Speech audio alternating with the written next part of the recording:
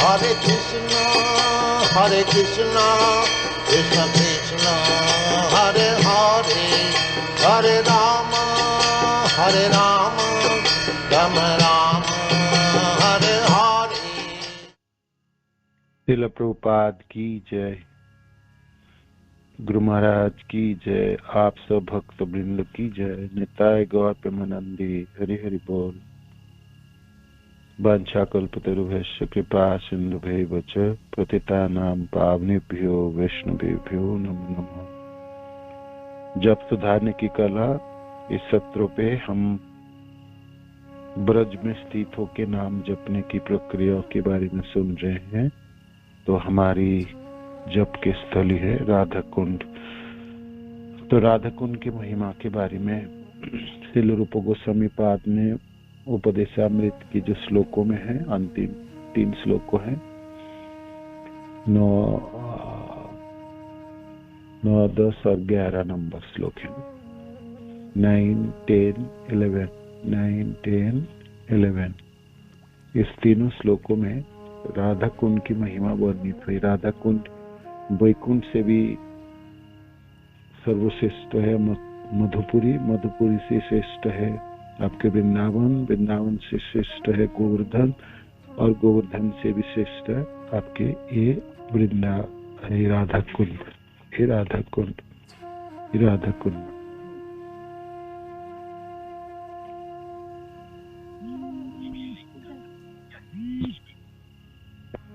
श्लोकों की 10 नंबर श्लोकों में वर्णन आई।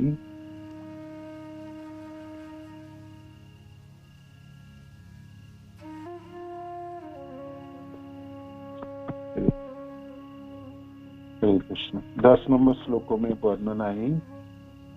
10 नंबर श्लोक जो है उसमें वर्णन हुई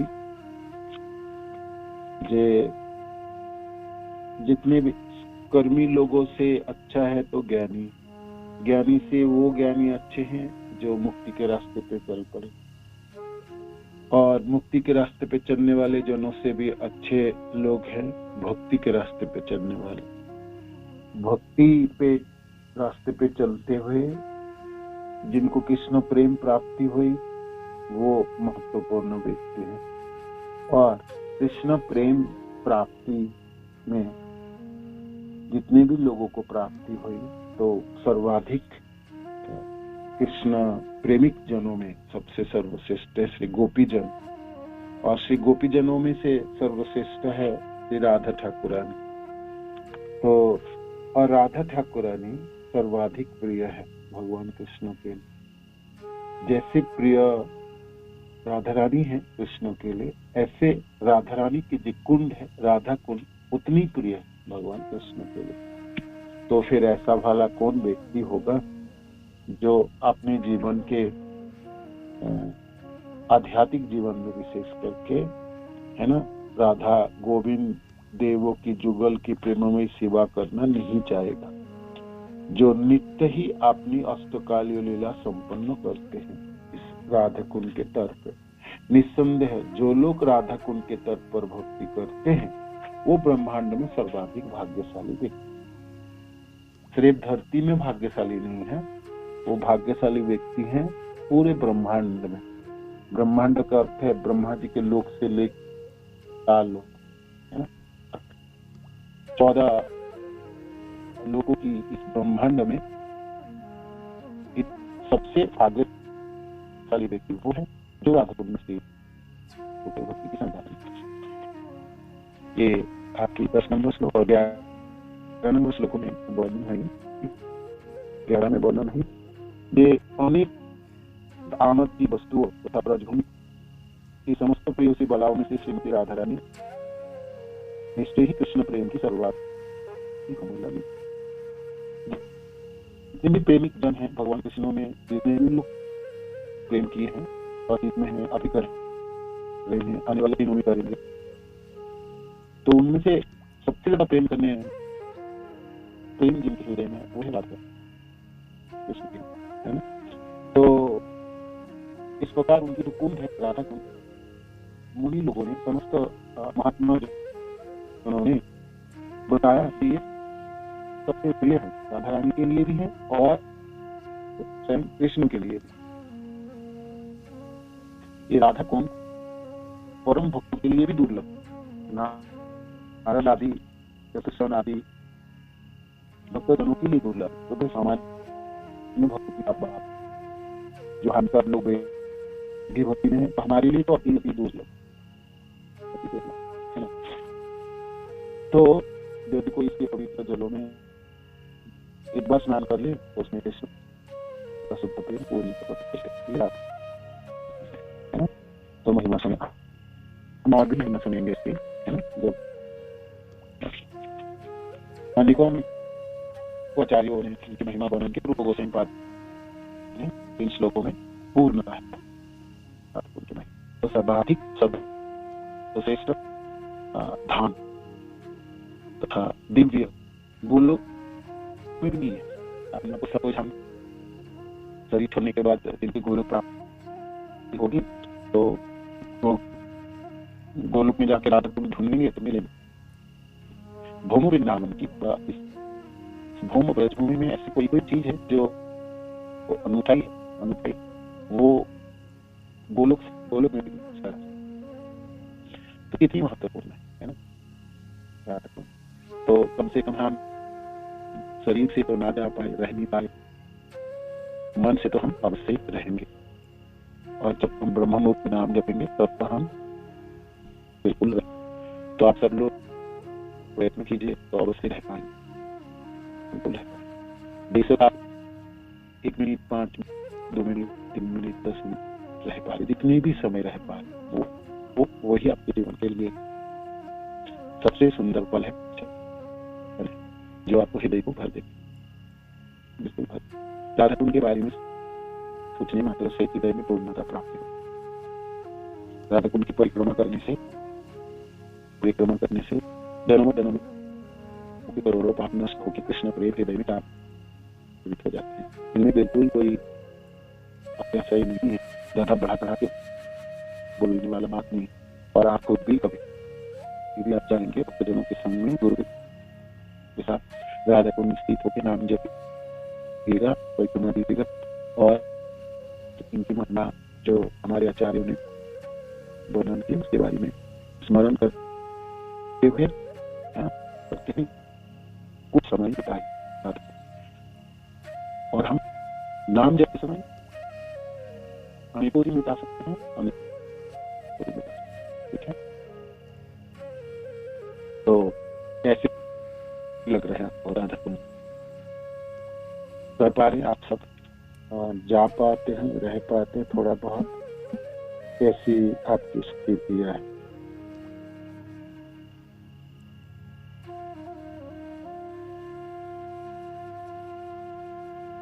बताइए किस तरह से आप राधा कुंड आपके जीवन में प्रवेश करें या आप कराने के लिए तत्पर हैं, अभिलाषा आप रखते हैं, किस तरह आप रह पाएंगे, उसकी आप व्यवस्था कर रहे हैं, उसके बारे में सोच रहे हैं, मनन कर रहे, स्मरण कर रहे हैं। संभव है या नहीं है वो भी थोड़ा बताइए। तो कितना समय तक रह पाएंगे, रह पाते हैं अभी? आदौ संभव है या नहीं है? कैसे करके आप ग्रहण करते हैं, कैसे देखते हैं, कैसे मनन करते हैं राधा कुंड के बारे में? तो थोड़ी कोई एक भक्त बताइए तो प्लीज। हरे कृष्णा।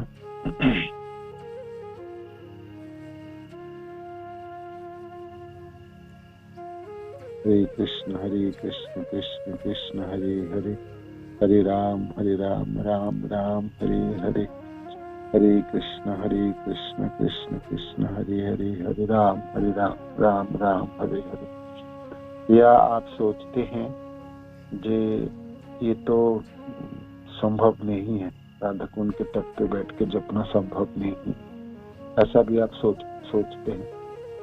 या आपने प्रयास ही नहीं किए वहां जाने के लिए और जपने के लिए? या आप प्रयास किए भी होंगे तो विफल हुए, सफलता हाथ में लगे, या कुछ लोगों ने प्रयास किए हैं तो रह पा रहे, तो ऐसा भी है। और कुछ लोगों ने जब भी रहे तो कुछ समय के लिए रह पा रहे होंगे, अधिक समय के लिए नहीं रह पाए होंगे। तो थोड़ा सा आप बताइए तो मैं समझ पाऊं, तो मैं आगे बढ़ूं। कुछ कहाँ पर हम सब हैं, ठीक है ना? हरे कृष्ण प्रभु जी, दंडवत प्रणाम। हरे कृष्ण प्रभु जी, दंडवत प्रणाम। हरे कृष्ण। धन्यवाद। हरे कृष्ण, हरे कृष्ण। प्रभु जी, मैं तो मेरी हुई ना दीक्षा जब महाराज जी के साथ गए थे राधा कुंड, जब महाराज जी ने राधा कुंड में स्नान करके जब ये दीक्षा हो गई, तब मैं गई थी, तो वहाँ पे स्नान भी किया था, वहाँ बैठ के जब भी किया था प्रभु जी। बस प्रभु जी, और उससे आगे हम कहीं नहीं गए, बस वहीं तक गए थे प्रभु जी। और इतना ध्यान नहीं है ज्यादा, बस इतना ही ध्यान है कि हाँ उसमें स्नान किया था और वहाँ बैठ के जप किया था, बस गुरु महाराज ने बोला था। हरे कृष्ण प्रभु जी। ठीक है, ठीक है, उतनी ही चीज काफी है। अब आप जब ब्रह्म मुहूर्त में जपेंगे तो राधा कुंड के बारे में आपने याद करिए, और राधा कुंड के तट पे आप जपे हैं तो वहां बैठ के थोड़ी सी जप लीजिए। तो आपके 2 माला 4 माला आप जपने के लिए प्रयास कीजिए, आंखें बंद करके, जो मैं राधा कुंड के तट पे हूँ और मैं अपने नाम जपना शुरू किया हूँ। तो गुरुदेव की कृपा से, राधा रानी और भगवान कृष्ण की कृपा से, गौर हरि की कृपा से राधा कुंड की थोड़ी सी महिमा मेरे हृदय में जागृत हो जाए। तो इस तरह से अभिलाषा अवश्य आप रखेंगे। और बताइए कोई, प्लीज और बताइए। हरे कृष्णा प्रभु जी, दंडवत प्रणाम। हरे कृष्णा प्रभु जी, दंडवत प्रणाम। प्रभु जी, जहाँ राधा कुंड की बात है, प्रैक्टिकली वहाँ पर रहना और जप करना तो अभी मुश्किल लगता है, लेकिन मानसिक तौर पर जप करना और उसमें स्नान जब भी जाने का मौका मिलता है तो स्नान तो अवश्य करने का प्रयास करते हैं प्रभु जी, और नहीं तो मार्जन तो अवश्य करते हैं राधा कुंड में। इतना ही हो पाता है। मानसिक स्तर पर तो जब चल सकता है प्रभु जी, लेकिन प्रैक्टिकल हम कहें आपसे तो वो बेईमानी होगी, क्योंकि वो बात और है कि भाई घंटे आध घंटे कभी हम गए तो बैठ गए तो जब कर लिया, बाकी ऐसा कुछ नहीं है कि भाई रेगुलर बैठ के हम वहाँ पर जब कर सके। हरे कृष्णा प्रभु जी, दंडवत प्रणाम। मानसिक रूप में करना है आपको, मानसिक रूप में आपको वहाँ पहुँचनी है, और मानसिक रूप में आपको जपना है। मानसिक रूप में आप जपते रहेंगे, ऐसे कैसे जपते जपते आपकी अभिलाषा बढ़ेगी, आपकी लालसा बढ़ेगी, इच्छा भी बढ़ेगी और मनों में भावना भी उत्पन्न होगी, है ना? मानसिक सेवा में बड़ी शक्ति है, बहुत ही शक्ति है। स्थूल शरीरों की सेवाओं से सूक्ष्म शरीरों की सेवाओं में, सूक्ष्म शरीर की सेवा बलवान है। तो अवश्य प्रयास कीजिए, अवश्य प्रयास कीजिए, अवश्य प्रयास कीजिए। तो रघुनाथ दास गोस्वामी पाद, रघुनाथ दास गोस्वामी पाद को हम अब राधा कुंड में लाएंगे। रघुनाथ दास गोस्वामी हमारी 6 गोस्वामी से एक गोस्वामी है। श्री रूप सनातन भट्ट रघुनाथ, श्री जीव गोपाल भट्ट दास रघुनाथ, ये 6 गोसाई करी चरण बंदन, जहाँ हुई के विघ्न नाश अभिष्ट पूरा। तो श्री रूप रघुनाथ दास गोस्वामी कृष्णपुर गांव में जन्म लिए हैं, प्रकट हुए हैं, और बाल्यकाल की शिक्षा उन्होंने बलराम आचार्य, जिन्होंने उनके पुरोहित हैं, उनके पिता गोवर्धन मजुमदार और उनके चाचा तथा हिरण्मय मजुमदार के एकमात्र पुत्र ये हैं, और बहुत बड़े जमीन धनवानों के पुत्र के रूप में जन्म है। राजमहल के राजाओं के पुत्र की तरह ठाट बाट है। आज भी वो महलों की खंडहर दिखाई पड़ती है। ऐसा तो ऐसा महल थी जिनके चारों तरफ 4 दरवाजा है, और कहीं भी ये बालक रघुनाथ पहुंचते तो वहीं पर लोग पालकी और सेवकों के खड़े रहते थे, जो बालक किसी भी दरवाजा से घर के बाहर घूमने जा सके।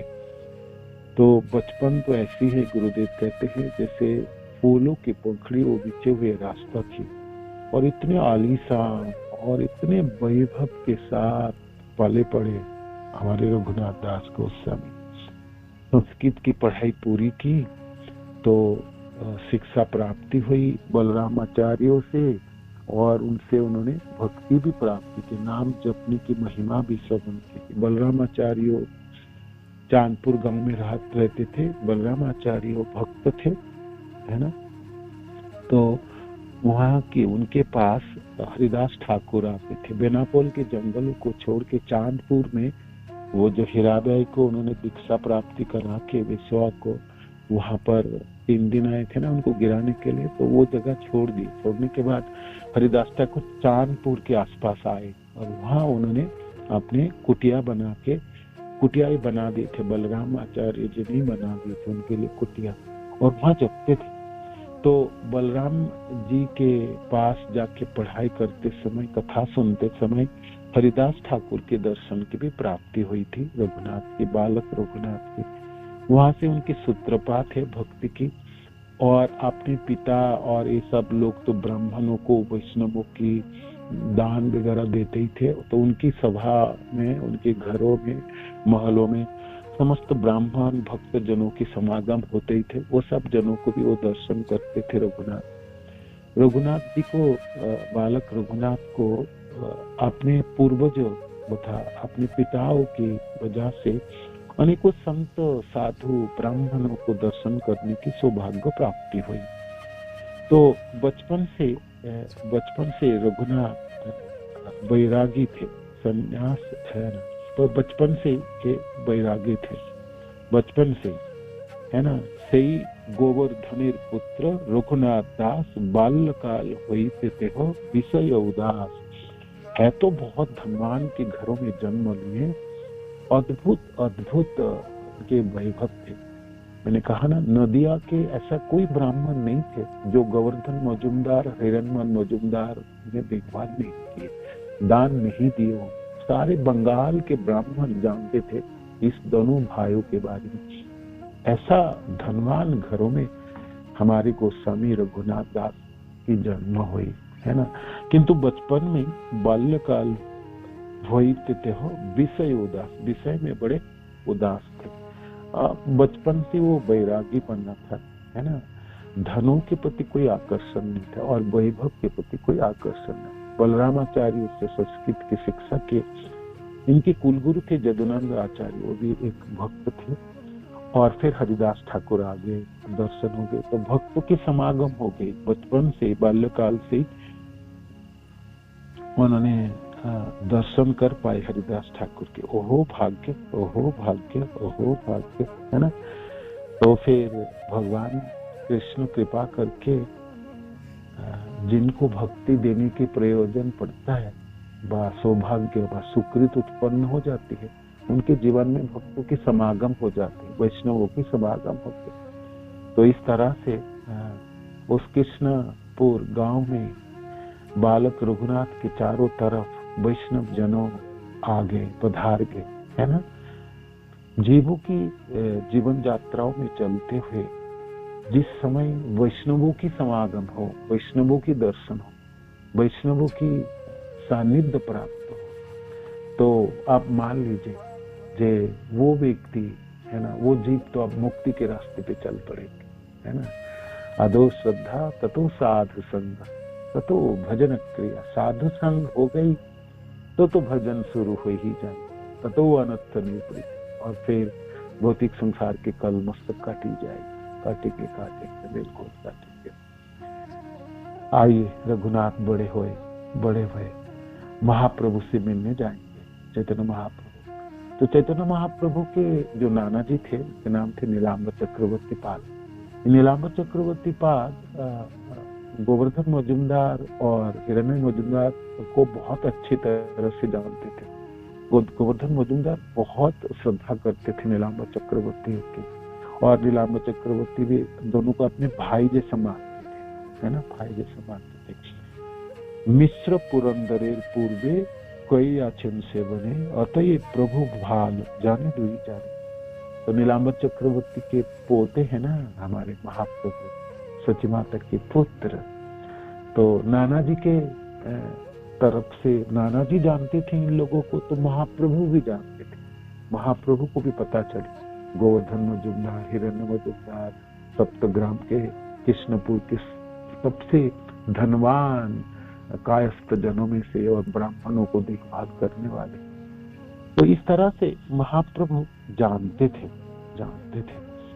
यद्यपि चैतन्य महाप्रभु के काल में नवद्वीप अत्यंत समृद्धशाली तथा अच्छी जनसंख्या वाला था, किंतु सारे ब्राह्मण हिरण्य तथा गोवर्धन के दान पर निर्भर रहते थे, क्योंकि ये दोनों भाई ब्राह्मणों का बहुत आदर करते थे, अतः वे उन्हें उदार भाव से धन देते थे। चैतन्य चरितामृत मध्य लीला 16.219 तात्पर्य में श्री प्रभुपाद। महाप्रभु से प्रथम मिला। महाप्रभु संकीर्तन आंदोलन किए, जब नवद्वीप में संकीर्तन आंदोलन हुई, काटवा में महाप्रभु संन्यास ग्रहण किए। संन्यास ग्रहण करके बाद जगन्नाथपुरी विराजमान हो गए। ये सब खबर तो चारों तरफ फैली है ना, चारों तरफ लोक गाथाओं की तरह लोग सुनते थे महाप्रभु के बारे में, महाप्रभु की सुंदरता, महाप्रभु की कीर्तन संकीर्तन आंदोलन है ना। तो बालक रघुनाथ के कानों में भी पड़ी जरूर पड़ी। कथा सुनाए होंगे आपके बलराम आचार्य जी ने, हरिदास ठाकुर ने भी वर्णन किए, जदुनंदन आचार्य जी ने भी वर्णन किए, और उनके पिताजी के स्वभाव में तो अनेकों संतजन साधुजन आते, तो फिर महाप्रभु के बारे में क्यों नहीं सुन पाएंगे। बालक रघुनाथ के कानों में तो महाप्रभु के बारे में पता, महाप्रभु कौन है, देखने में कैसे है, किस तरह से है, तो मनों में तो उनकी बड़ी इच्छा जागी कि काश में महाप्रभु को देख पाता, दर्शन हो पाते। तो खबर मिली तो मिली, महाप्रभु संन्यास के बाद शांतिपुर आए। महाप्रभु की दो इच्छा बड़ी तीव्र थी, जिनमें अपनी जन्मदाता माता सची माता को दर्शन कर पाऊं और मैं गंगा जी के दर्शन हो पाए। संन्यास के बाद भी सन्यासी जन अपने माता से तो मिल ही सकते हैं, किंतु हाँ अपने जन्मभूमि गांव में नहीं आएंगे, गांव से दूर मिलना होगा। तो शांतिपुर पधारे महाप्रभु। ये खबर कृष्णपुर तक तो पहुंचे तो रघुनाथ जी ने अपने पिता से आग्रह किया, जी मेरे को आज्ञा दीजिए, मैं महाप्रभु को दर्शन कर पाऊं शांतिपुर जाके, आप आज्ञा दीजिए। तो गोवर्धन मजुमदार अद्वैत आचार्यों को बहुत अच्छी तरह से जानते थे, तो उन्होंने सोचा ठीक है, जब पुत्र जाना ही चाहते हैं, अद्वैत ठाकुर के घरों में आके शांतिपुर में विराजमान थे महाप्रभु। तो पहली बार रघुनाथ शांतिपुर आए और महाप्रभु के दर्शन करे। संन्यास करी प्रभु जबे शांतिपुर आईला, तबे आसी रघुनाथ प्रभु रे मिलिला, तबे आसी रघुनाथ प्रभु रे मिलिला। प्रभुर चरणे पड़े प्रेमाविष्ट हइया, प्रभु पाद स्पर्श कैल करुणा करिया। महाप्रभु को देखे सब लोग दंडवत प्रणाम करते, तो रघुनाथ भी दंडवत प्रणाम किए है ना। और महाप्रभु कृपा करने के लिए प्रभु पाद स्पर्श कैल करुणा करिया, दया करके आपने चरणों को स्पर्श करा दिए रघुनाथ को। तो महाप्रभु संन्यास ग्रहण करने के बाद उनकी सुंदरता की और वर्धन हुई। ठीक है, इस समय उनकी कुंचित केस नहीं रहे, बाल मुड़ा लिए थे है ना, किंतु भगवा वस्त्र में महाप्रभु अद्भुत लगते थे। राधा रानी की वर्ण चुराई, राधा रानी की भावना चुराई कृष्ण है ना। राधा कृष्ण, श्री कृष्ण चैतन्य राधा कृष्ण नहीं आते है ना। राधा कृष्ण एक आत्मा दुई देह धरी अनन्य विलसे रस आस्वादन करे। राधा कृष्ण एक ही आत्मा है, कभी कभी दो शरीर धारण करते हैं और कभी कभी एक ही शरीर धारण करते हैं। गौर हरि के रूप में राधा कृष्ण के मिलित रूप, पिघले हुए सोने जैसा वर्ण है, प्रकांड शरीर है, बहुत लंबे चौड़े भाव रांगा चरण है। तो रघुनाथ जी देख के आविष्ट हो गए, कितना अद्भुत है ना। गौर हरि के दर्शन अपने आंखों से, और वो भी इस जीवन में संभव हो रही, तो रघुनाथ आपको अपने आप को कृतार्थ समझे, है ना। महाप्रभु 7 दिन तक रहे शांतिपुर में। आदित्य ठाकुर जानते थे गोवर्धन मजुमदार, और तो उनका पुत्र को भी बड़े उन्होंने लाड पाल से रखे थे। महाप्रभु के उच्छिष्ट उनको मिलने 7 दिन तक मिलती रही। तो महाप्रभु को दर्शन और महाप्रभु के उच्छिष्ट महाप्रसादम प्राप्ति हुई। तो फिर रघुनाथ के हृदय में तो भावावेग उत्पन्न होकर प्रेम को बुलाई। भावावेश में वो पागल हो थे। महाप्रभु तो 7 दिन के बाद शांतिपुर छोड़ के जगन्नाथपुरी वापस चले गए। रघुनाथ घर के तरफ आए, घर में आके सोचने लगे मेरे को जगन्नाथपुरी जाना है, मैं तो आप कृष्णपुर में नहीं रहूंगा, है ना। मेरे को आप महाप्रभु के पास पहुंचना है। जिन्होंने भी ग्वार हरि को दर्शन किए वो अभागा अपने घरों में क्यों रहना चाहे, है ना, वो तो अवश्य जाना चाहेंगे। तो रघुनाथ के लिए यही सहज था, माने यही स्वाभाविक थे। तो उन्होंने घर से भागने के लिए प्रयत्न कर दिया। किसी दिन कुछ रास्ते तक भाग जाता तो उनके पिताजी बड़े यशस्वी व्यक्ति थे और चारों तरफ जानने वाले थे, पकड़ पकड़ के कोई ना कोई वापस दे जाता था। जी आपके पुत्र तो यहाँ पर घूम रहा है, वहाँ घूम रहा है। वो घूम नहीं रहे थे, वो जगन्नाथपुरी के रास्ता ढूंढ रहे थे। कहाँ रास्ता पता नहीं है, किंतु जाना है जगन्नाथपुरी। अब घर में रहा ना जाए, है ना। रघुनाथ दास के लिए बड़ी मुश्किल पड़ रहा था, है ना, बड़ी मुश्किल। रघुनाथ दास जगन्नाथपुरी जाने के लिए घर से बारंबार भागते रहते थे, किंतु उनके पिता उन्हें बांधे रखने और वापस लाते रहते, है ना, वापस लाते। कहाँ जाओगे, इतने बड़े घराना के पुत्र हो, बोलने से थोड़ी भाग जाओगे। गरीबों के बच्चे तो भाग जाए, धनवान के बच्चे कैसे भाग जाए, है ना। तो उनके पिता ने उनके रात दिन रखवाली करने के लिए 5 चौकीदार नियुक्त कर दिए। कितने चौकीदार? 5 और 4 नौकर रखा उनके सुख सुविधा। उनके पिता ने सोचे इसका कोई कमी हो रहा, कोई कष्ट हो रहा है इसके घरों में, इसीलिए तो 4 नौकर रखा, हर पल देखभाल करेंगे। 5 चौकीदार, 4 नौकर, 9 लोग। 2 ब्राह्मण रखे जो खान पान बनाएंगे, जो चीज खाना चाहते वही बना के खिलाएंगे इसको। 11 लोगों की झुंड, है ना, बना के दें, ये हर पल देखभाल करेंगे मेरे पुत्र को। ये भागना क्यों चाहेगा, ये बैरागी थोड़ी हो ना इसको, इनको तो ठाट बाट से रहे ना। 11 लोगों की पूरा बैटालियन खड़े कर दिए उनके पिताजी ने। अब भागो कहाँ जाओ। तो 5 चौकीदार, 4 नौकर, 2 ब्राह्मण नियुक्त कर दिए। इस तरह 11 व्यक्ति रघुनाथ दास को निरंतर बस में रखते थे। कब सोएंगे, कब जगेंगे, क्या खाएंगे, कब उठेंगे, कहाँ जा रहे, ये क्या कर रहे, हर चीज एकदम इन 11 लोगों की आंखों के सामने होना चाहिए। तो रघुनाथ का देखभाल करने लगे। इस तरह वो जगन्नाथपुरी नहीं जा सके। फलतः अत्यंत दुखी हो गए। हाय हाय, महाप्रभु को दर्शन करना उन्हीं के साथ रहना, ये क्या झंझट है, ये इतने लोग मेरे पीछे लग गए, क्या करे। पिताजी ने अपने पुत्र को कैसे छोड़ दे, और पुत्र को जगन्नाथपुरी जाना है। बीच में 11 लोगों के पार आता है, दुखी हो गए। रघुनाथ क्या किया जाए। महाप्रभु दोबारा आए शांतिपुर, फिर खबर मिली। तो इस बार पिताजी के चरण पकड़े, उसको पता था पिताजी इस बार जाने नहीं देंगे। चरण पकड़े और कहते हैं मैं मर जाऊंगा, मेरा शरीर छूट जाएंगे, आप आज्ञा दो, मेरे को जाने की आज्ञा दो। मैं नहीं भागूंगा, मैं जगन्नाथपुरी नहीं जा रहा, कि तुम मेरे को महाप्रभु को दर्शन करने के लिए शांतिपुर तो जाने दो, शांतिपुर जाने दो। खूब अनुनय विनय। पिता कहते हैं आपको जाने की आज्ञा दे रहा हूँ, किंतु शीघ्र आओगे। आप इधर उधर भागने के प्रयास नहीं करोगे और आप इस बार अकेले नहीं जाओगे। ये पूरे 11 के 11 लोग आपके साथ जाने वाले हैं।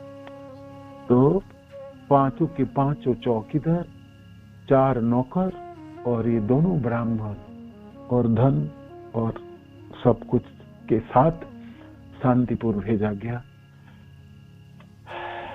रघुनाथ को पहुंचे, दंडवत प्रणाम के, दर्शन किए। महाप्रभु मन मन में सोच रहे थे, रघुनाथ महाप्रभु क्यों जाने नहीं देता मैं, पिताजी ने इतने पारादर क्यों लगा दिया मेरे पीछे, मैं कब पहुंचूंगा आपके पास। तो निरंतर मनों में सोचते थे, बोल नहीं पाते थे महाप्रभु को, महाप्रभु के सामने जाके बोलने के साहस नहीं होता था। महाप्रभु तो सर्वज्ञाता है, कृष्ण ही है, सबके मनों की भावना को तो जानते ही है। तो एक दिन कहते हैं महाप्रभु, है ना, जे कि चैतन्य महाप्रभु सर्वज्ञ थे, अतएव भी रघुनाथ दास के मनों की बात समझ के, इसलिए महाप्रभु उन्होंने ढारस बंधाते हुए इस प्रकार उपदेश दिए। स्थिर हइया घरे जाओ, ना हो बातुल, क्रमे क्रमे पाई लोग भव सिंधु कुल। देखो, स्थिर हो, चंचल मत बनो, घर वापस जाओ, घर वापस जाओ, बातुल ना हो, पागलपन छोड़ दो, पागलपन ना हो बातुल। चैतन्य चरितामृत मध्य लीला 16.237 श्लोक।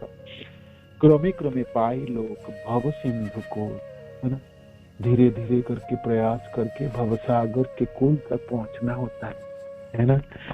भवसागर को पार सकोगे, धीरज रखो, धीरज रखो, धीरज रखो। यह भौतिक संसार एक विशाल सागर के समान है, विशाल सागर के समान, ब्रह्मलोक से पाताल लोक तक फैला हुआ है। इस सागर में अनेक लोग या अतीत है। जीव भक्ति के विषय में कुछ ना जानने के कारण इस समुद्र के इर्द गिर्द घूमता है, मानो किनारा तक तो पहुंचने के लिए वह तैरने का प्रयास कर रहा है। अस्तित्व टिकाए रखने के लिए हमारा संघर्ष ऐसा ही है। हर व्यक्ति भौतिक अस्तित्व के सागर से बाहर निकलने के लिए प्रयत्नशील रहता है, किंतु व्यक्ति तुरंत ही किनारे तक नहीं पहुंच पाता। वह प्रयास करने पर श्री चैतन्य महाप्रभु की कृपा से सागर को पार कर सकता है। श्री प्रभुपाद लिखते हैं, यह भले ही समुद्र पार करने के लिए अत्यंत उत्सुक हो, लेकिन पागल की तरह काम करके सफलता नहीं प्राप्त कर सकता है।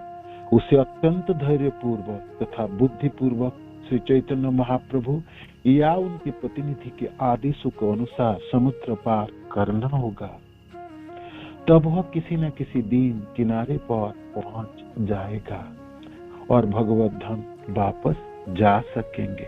चैतन्य चरितामृत मध्य लीला 16.237 के तात्पर्य में श्रील प्रभुपाद इस श्लोक के तात्पर्य देते हैं। मनों की भावना मनों में रह के महाप्रभु समझा रहे है ना, श्लोकों के माध्यम से हम सबों को के भी धीरज रखने के लिए कब हम चरण आश्रित हो पाएंगे, है ना। धीरज होता है हमारे जीवन के लक्ष्य होगी। श्रील प्रभुपाद की जय, गुरु महाराज की जय, आप सब भक्तजनों की जय। निताय गौतमानंद हरि बोल, श्री कृष्ण।